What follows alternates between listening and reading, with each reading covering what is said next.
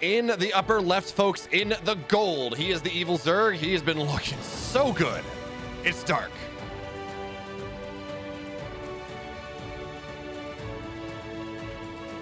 In the bottom right, in the red, repping the US of A. For Onsyde, Neeb.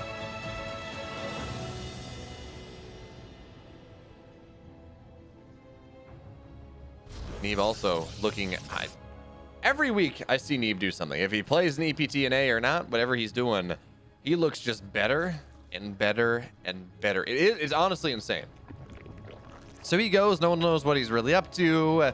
I think he was kind of odds-on consensus amongst people, again, amongst casters, that he would be first out of his group in Katowice, or first knocked out of his group in Katowice, just because he hasn't really been doing much.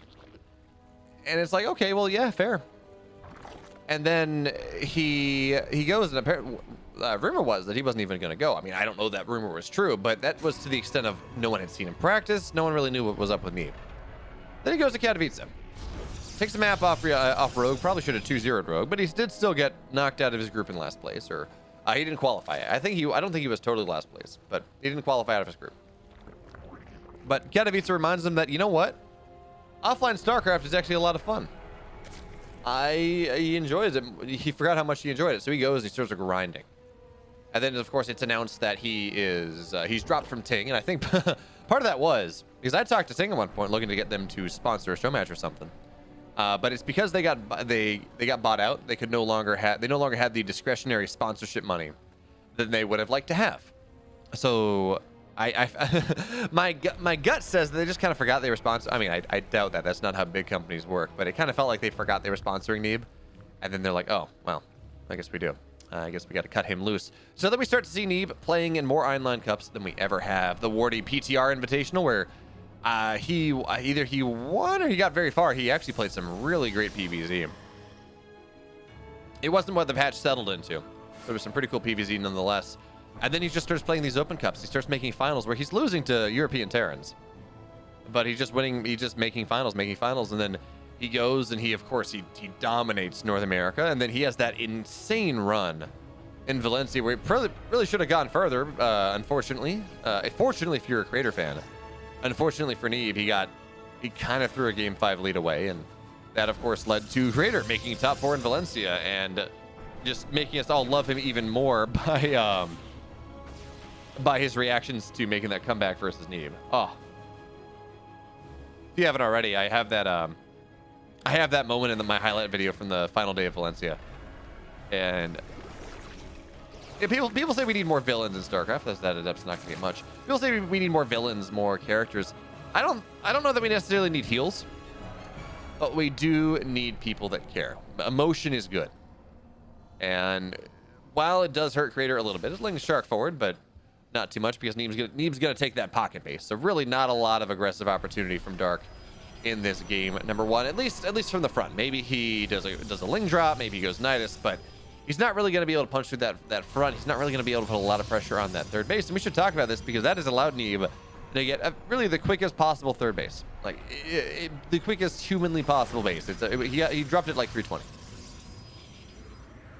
Dark not really showing us much of anything just yet. He's got 5 queens to go up to 7, and that maybe he wants to do some sort of a queen walk thing, like a queen drop thing, like he did against Nightmare. But for now, he's gonna have to weather a bit of a storm here. 2 oracles, 2 adepts into the natural. They will go. One drone dies to start. Queens pop just in time. Adepts into a little bit of an awkward spot here. Lynx can't fight this, and there is no sport at the third. So 5 workers will die. These adepts, they die as well, but hey, you want 4, right? That's the worker count that actually, well, that's the damage that actually pays for the adepts. 2 is kind of the standard, but 4 is what you really want. He gets 5 with the oracles as well. And even more importantly, he knows that there's no spore in the third base. There's more room for aggression as he drops double forge behind this. And there we go. Into the main base is undefended. More drones are going to go down. Neeb finding fantastic value with these oracles early on. Actually, he's going to get even more on the way out. I thought he kind of was out of energy, but he gets 6 more. So a grand total of 11 drones dying in this game. And this should buy him enough room to get the 1-1 up. That, and of course, the natural is pretty choked out. So it's hard for Dark to really push through. But Dark, he says, you know what? Maybe I took a little too much damage. He's got drones. He's only on 35. I mean, if we look at the minimap here, he's just got stuff running on the other side of the map. Queens off creep are going to be a massive tail for Neeb. I feel like he almost wants to just cancel. He just has to cancel his 1-1, and there we go. Oh, an Oracle falls. That's rather unfortunate. You want stasis traps. You want the Oracle DPS. I don't know that Neeb has enough energy for that, actually. How much energy does he have in this Oracle? He's got... doesn't have enough energy for a stasis trap, so he's just scouting around. He cannot get too close, and this push from Dark is terrifying.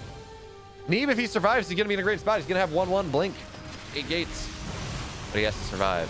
Shield batteries, of course, are on the way, and there is no lair for Dark. This is just hashtag. These queens are added to DPS, but they cannot heal themselves. The creep is not there, so yes, the Cybercore will fall, but Neeb already halfway to a second one. The big deal, though, is, of course, there is no wall, so the Lings, they can run in with impunity, but good concave that Neeb is setting up right now. And I don't know, the army supplies tell one story, just the positioning really kind of tells another. Zealot's gonna warp in right now. Biles land, but the shield battery overcharge is still staying alive here as Lings continue to die. Queen's just not adding all that much. Zealots run forward, they do not have charge, so they're not particularly useful just yet, but by the time shield battery overcharge is over, 1-1 is going to be damn close to finishing. Blink is now done in 10 seconds. We're going to see a stage trap go down. It's going to get targeted down, but even still, that's lost DPS from lost damage from these Ravagers, from these Lings, from these Queens. So Neeb with a fantastic concave. He makes an incredible hold, and Neeb's up 1.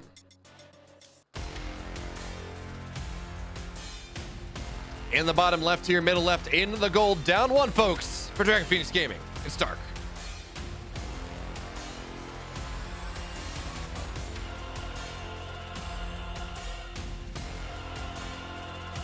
In the upper right, in the red, up 1 on a fantastic read. Great hold there. He is Neeb.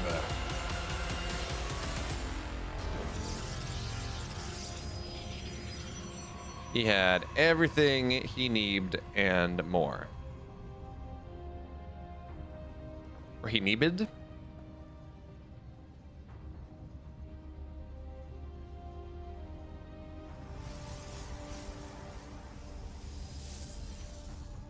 So game 2. Another game, another day, another dollar. Where does Neeb make his schmackos? Where does he make his dollar reduce? As for right now, well, the game's, I mean, there's not much to talk about. Hatch gas pool from Dark. Neeb going for Gate Nexus. So, okay, well, there's that. We can go as a Gate Nexus Cyber, not Gate Cyber Nexus. So, any sort of adept timing is going to be a little slower, but of course, his economy going to be much quicker. Probe count going to start to increase much quicker, and he's going to, of course, have chrono. That may, depending on where he wants to drop chrono, more probes, quicker warp gate. You know, at least one way, half dozen the other, really. But the big question is whether Dark is going to take the damage he did in game number 1, because as I mentioned earlier, although I guess in another cast, Zergs have started to be extremely greedy with their openers, because it feels like that's what you have to do against this hero style. You get 2 Lings instead of 4. Dark does get 4 this time. You only get 1 spore. You only get 1 spore in your natural, and you just rely on Queens to defend the main and the third. But I feel like I see that really fall flat on its face too often. I feel like more often than not, we see Zergs attempt that, and then they lose 10 workers. It's like, okay, great. You know, you may win this game eventually if you turtle it out or you clutch it out in some way, but in general, you just find yourself pretty far behind off that play. What I do think is interesting, though, and maybe it's just because it speeds up the timing of the Protoss a little bit. Maybe that's worthwhile. The hero style, as Hero plays it, or at least unless maybe something's changed in the last week or so, as Hero plays it, he goes and he gets 3 oracles. He gets 2 across the map. He has 1 at home.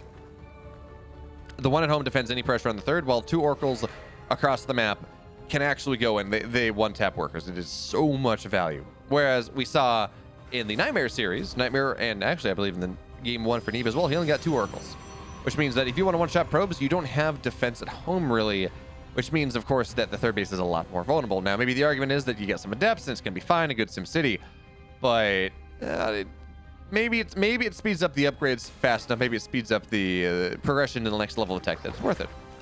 I'm not gonna say one way or the other. It's just a different style. But I do think it's interesting that all the Western players have really opted into double Oracle, and it's just Hero kind of waving the flag of triple Oracle.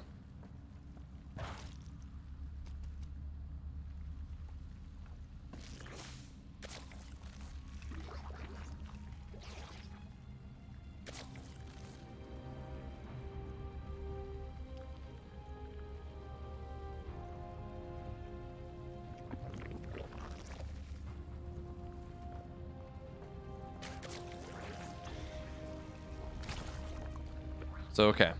Twilight on the way behind this one. So, if anything, this is going to be hero style. Oh, okay, it's hero style. It's Adept Glaive. Not really sure just yet, but with, what are we at gateways? There's only 2 gateways thus far. No more getting added in as Oracle's looking to shark around. Haven't really gotten much of anything just yet. Queens are doing a much better job of zoning things out right now. Oracle's into the 3rd base. They will go 2 workers. Fall! Make it 3. And Neeb gets out. Certainly not the 10 that we were talking about earlier, because you know what? Neeb was not able to reposition his opponent nearly as much. But there we go. 2 additional gateways on the way. This will be Blink in this game, as Neeb has built himself a kind of an old school Sim City where you go and you kind of build the 2 pylons and you put a cannon behind there or something. We're gonna have to see if he does put anything there whatsoever. As Gauntlet Wizard, thanks so much for the resub and the 5 gifted subs. My goodness, thank you so much.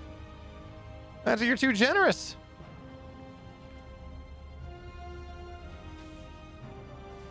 Okay, Neeb, more gateways on the way now. He has gone the quick blink slow upgrades version. This is something that, well, this is a version of what would be called the Enlightened Protoss. When I was talking to Scarlet about how things work, or how PvZ works a month and a half ago, she was saying, well, you know, this is the way you want to play. You delay your upgrades, you get Blink done right around 540, and Blink has not done 540 here. Neeb, of course, by getting that 2nd Oracle, slows that down just a little bit, but it's gonna be done maybe 610. But the Stalker's now gonna be active on the map.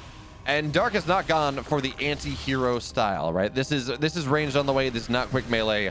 So Stalker's running forward, knocking down a lot of creep here, and there's a pylon to warp in. So this is an older variant of the Swarm Toss style. This is an older variant of the hero style. So Stalkers are here, and there's not a lot of links. He's kind of caught Dark when he's droning, which is, of course, never what you want. Now, Blink is going to be done rather soon. A bunch of Stalkers are warping in. This is starting to get really scary for Dark in this game. Now the Lings have arrived, but more and more Stalkers are here, and now Blink.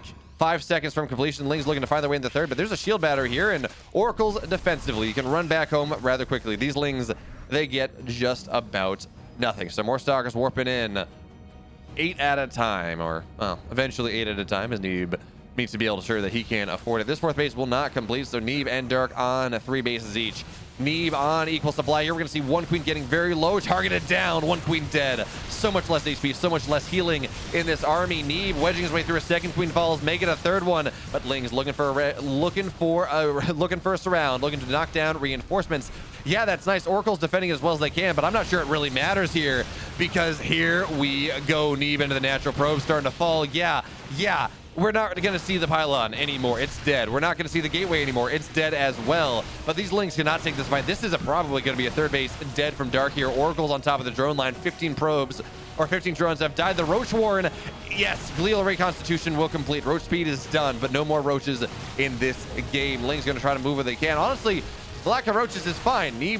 Dark does not want the roaches. He wants Lings. That's the only thing that really fights the Stalkers right now. And again, the Stalkers, they do not have +1s. The roaches with roach speed, they're going to try to get on top of things, but Neeb rallying more Stalkers on the other side of the map. Dark is dead. Neeb's up 2.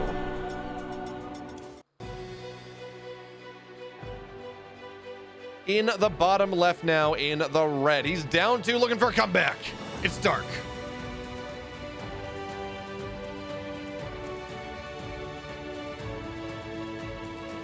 In the upper right, in the red, up 2, looking so good for Onsyde, Neeb.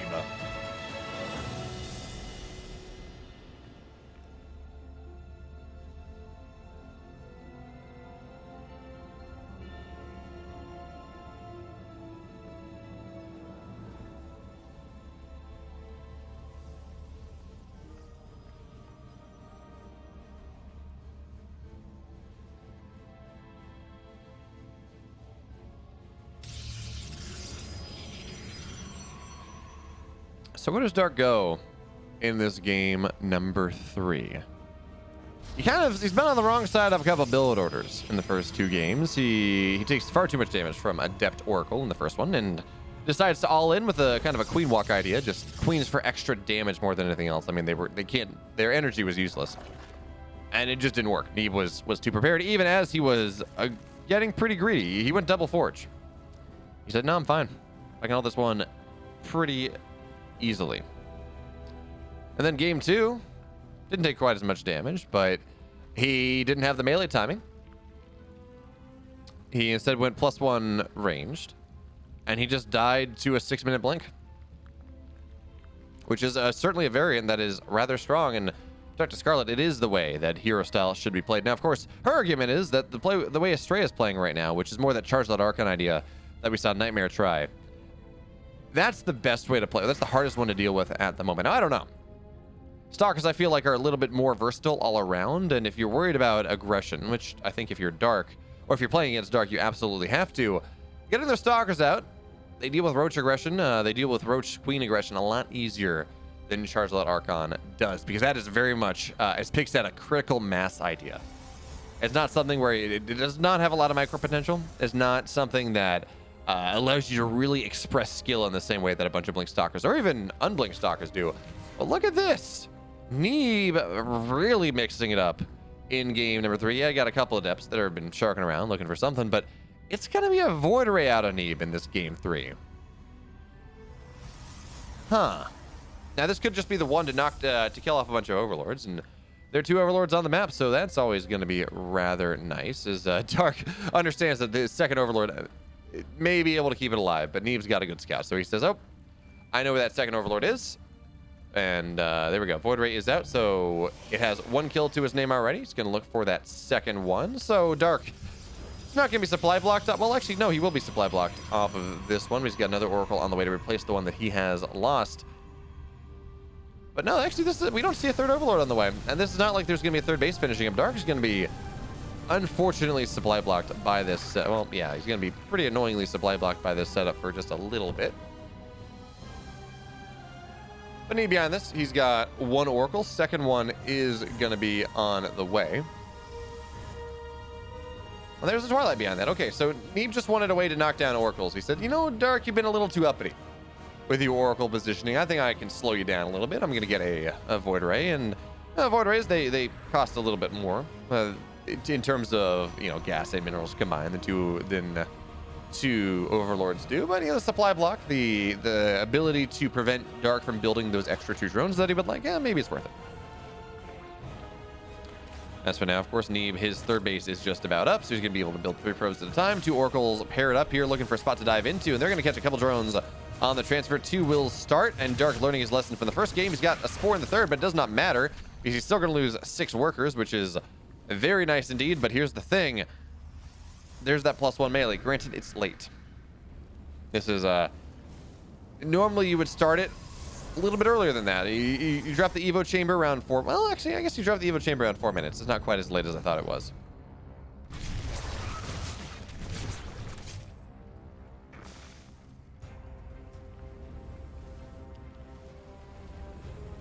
Oracle's find a little bit more, and again, the stock is active on the map with additional consistent DPS now. You had this Void Ray. Yeah, earlier it was like, okay, well, you know, Oracles, they only do damage when they have energy. But now the addition of this Void Ray, there's just a little bit more consistent damage from the air, which means Neeb kind of has a win condition. If he can go and knock these queens down, there is not going to be much that Dark will be able to do. That being said, or he's not going to be able to deal with the Void Ray. That being said, Neeb does have to run back. That's a lot of lings on the map right now, and this is going to get a little... I think we need to see a recall coming out of Neeb, but it feels like, yeah, this is going to be too late. Well, maybe, yeah. Only 1 Oracle has energy. This is not going to work out well for Neeb whatsoever. He's going to lose all these Stalkers. And, or at least, well, okay, I guess he's just going to lose most of the Stalkers. There's a nice micro there from Neeb. Running out of things. Another Stalker will fall, and that's going to be the third one, and +1 melee. Not yet done. Neeb, though, now he recalls. Don't know how I feel about that one. I feel like he should have just recalled, but maybe he got enough lings to make it worthwhile. As Blink is now done, so Neeb can fight this a whole lot easier. +1 melee going to be done a lot quicker than the Neeb's +1, so that's going to be a timing where Dark is going to be very happy on the map. And this is the style that really the Zergs have been loving. This is what they've been favoring to deal with the version of Protoss that Hero has been just looking so incredible with. You get a lot of lings, you get +1, they just fight Stalkers so well, and ideally you trap them on the map before anything really happens in earnest. Now, here we go. Stalkers are all going to go down to the right side with +1 melee here. And Stalkers looks like they're in decent position. Ooh, the Enlightened Protoss with the wall, kind of, but the Banelings will all fall. So no probes die. That's nice. Neeb stays alive here. He doesn't lose too many Stalkers. He's lost 9. But it's for the cost of 51 lings, a couple Banes. Neeb keeps his 4th base alive. I thought that was going to be a lot worse for Neeb. than it was. And now his +1 just about done. He's got charge most of the way. Stalker's active on the map, and he can start to knock down some of this creep. And Dark, you don't get a lot of you don't get a lot of drones with this style, at least not at first. You need the Lings to be able to keep your opponent away from you. So Dark's only on 60 workers. He only is on 4 bases. He does not have a lot of gas. The style that Dark has gone for is not one that has a lot of longevity to it. It's all about really, you're playing Battle Zerg, right? You're really trying to fight the Zerg where the Protoss where they are. Look at this. Neeb is wall. Oh, that's cool. He's made it so there's really only one attack pattern, only one attack opportunity into his core 4 bases, and it's certainly not through the middle of the map. It's not that scariest position where you don't know where your opponent's going to. Are they going to your main, your natural, your fourth, or your third, your natural, and your fourth? You don't really know. There we go. That's gonna be a dead queen. Nice pick off there, Neeb. There we go. Queen's dead. Now we're gonna see more creep get removed as Neeb continues to skyrocket forward ahead in supply, and there we go. 8 zealots into the main base. This is where life starts to get a little bit complicated. Zealots in the 3rd base as well. Neeb looking to just tear Dark apart in this game. 10 drones have died immediately, but Lings are going to try to take the fight against these Stalkers as Neeb gently microing backwards and backwards and backwards. A couple Stalkers are starting to fall as Neeb target fires the Observer down, and that's something. But now as the Lings are off creep, he's going to have to back up, or at least Dark will. He's got to stay on creep there, but more and more Zealots in the main base. 14 drones have died. 3rd base still not dealt with, and these Zealots in the main base are really what is giving Neeb such a massive advantage as the Lings are just not fighting well in the 3rd base here. Oh man, the Void Ray still doing good work. The Queen's not going to knock it down. There's so many Stalkers here from Neeb knocking down. He just trades so well against the Roaches, and Neeb is going to get this lair. If he targets it down, there we go. Lair is dead. Dark is only on 60 workers. He's only on 4 hatch right now, and on the right side, the Roaches are dying as well. Neeb looks like he's about to 3-0 Dark here, which was not the score that I was expecting in the slightest when I looked at this matchup. I thought Neeb could do it, but certainly not a 3-0, but the man is just on fire. Well, he used to rock the On Fire clan tag. I think his Twitter might still be On Fire Neeb, and he absolutely is in this game. He's knocked Dark down onto 4 hatch. He does not have a lair, no tech progression for the man anymore. +2 melee is something, but Dark is dead in 3 quick games. Neeb does something that Bjorn, or I guess that Bjorn did, but not nearly as quickly. What a series there from Neeb.